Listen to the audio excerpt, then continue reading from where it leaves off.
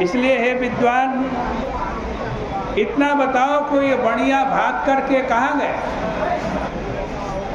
और शीघ्रता पूर्वक दौड़ते हुए उस बनिए से किस झाड़ी में धन फेंक दिया गया।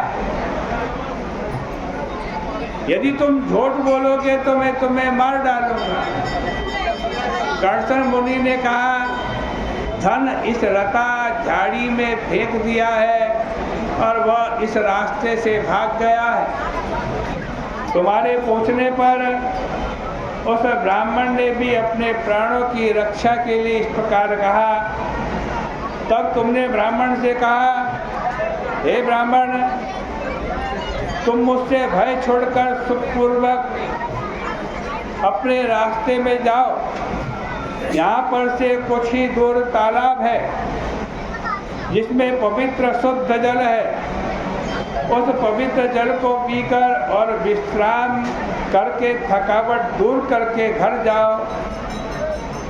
धनी वैश्यों के चिल्लाने की आवाज़ सुनकर इस रास्ते में अभी सिपाही लोग, राजकीय पुरुष मेरे पैरों की टोह लगाते हुए आएंगे। इसलिए हे ब्राह्मण, तुम प्यासे हो, फिर भी मैं तुम्हारे साथ नहीं चल सकता। लो इस पत्ते का पंखा लो, इससे वायु हवा करो अपने ऊपर। कुछ घाम की थकावट व पसीना चला जाएगा। उस मुनि को पलाश के पत्ते का पंखा देकर तुम वहाँ से चले गए। वो वैशाख का महीना था। इसी पुण्य के प्रभाव से, जो कि घाम में तपे हुए वैशाख मास में रास्ते में अपने कार्य के उद्देश्य से ही तुमने उस ब्राह्मण की, मुनि की रक्षा का उपाय किया। परम पवित्र एवं अति विशाल तुम्हारा इसी कारण राजवंश में जन्म हुआ है।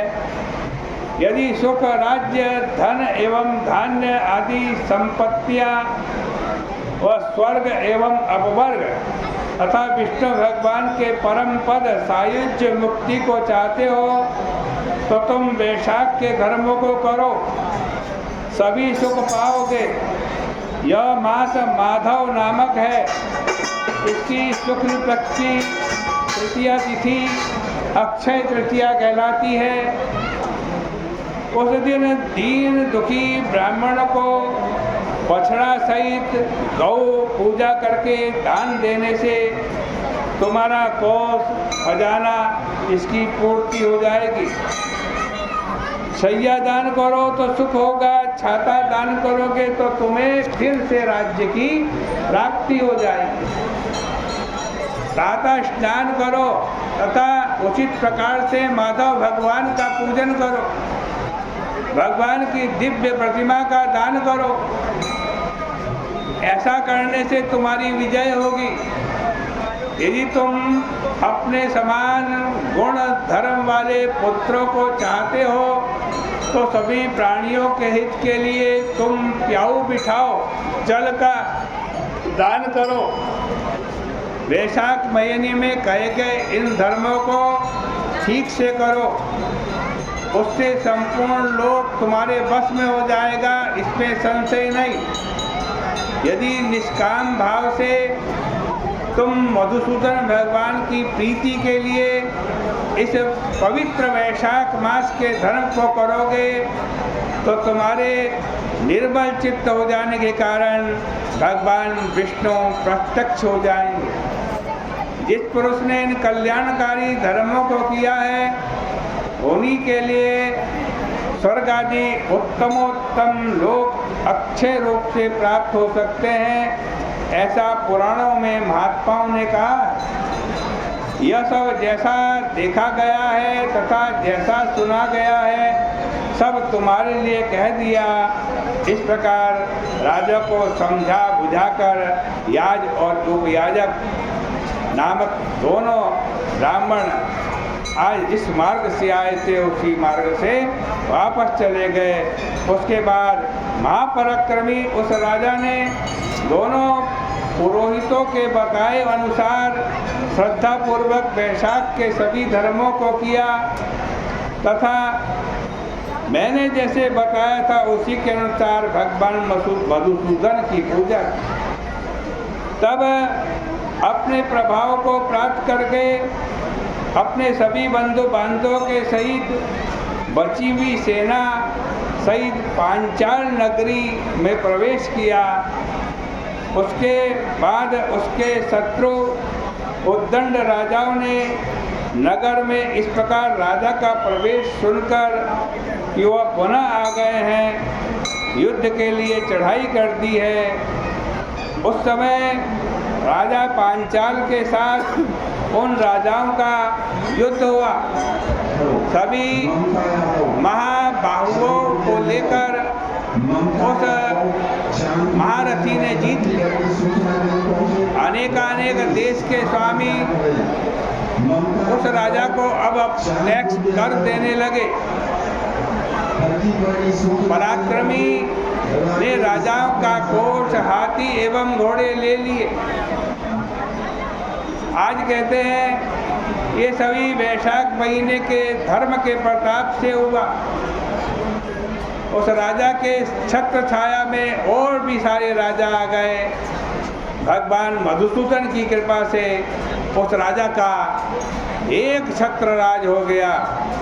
शूरता एवं उदारता आदि गुणों से युक्त उसके 5 पुत्र हुए। दृष्टकीर्ति, दृष्टकेतु, दृष्टद्युम्न, विजय तथा चित्रकेतु, ये 5 पुत्र हुए।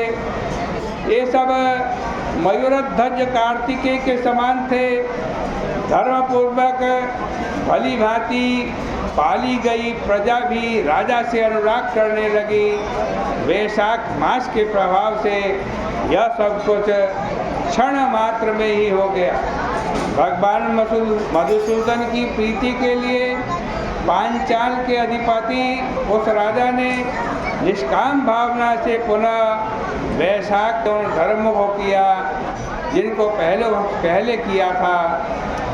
भगवान मधुसूदन इस धर्म से संतुष्ट होकर अक्षय तृतीया को प्रत्यक्ष उसके सामने प्रकट हो गए, अर्थात उसको दर्शन दिए।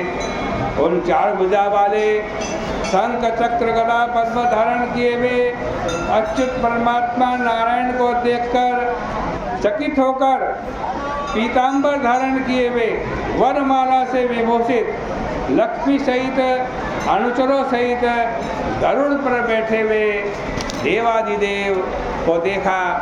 प्रभु के दुस्साह तेज को देखकर उसकी आंखें चुंधिया रही थी।